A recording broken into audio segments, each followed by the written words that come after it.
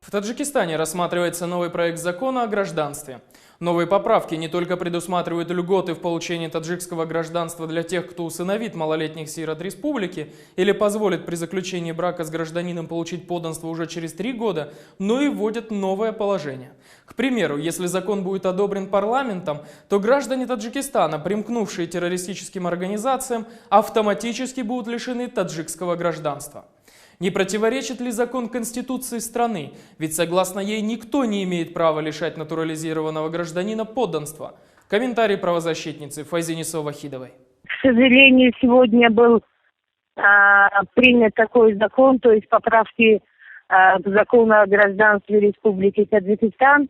И согласно этим поправкам впредь все граждане Республики Таджикистан, которые примкнули к террористическим и экстремистическим организациям, они автоматически лишаются гражданства.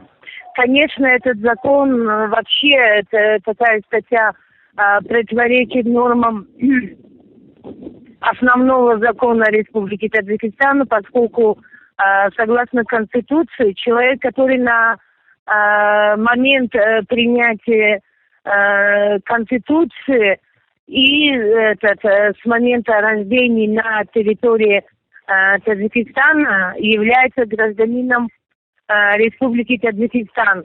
И принятие в гражданство и выход из гражданства рассматривается другими нормами закона. То есть это отсылочная норма закона, где, значит, отдельно предусмотрено такой порядок.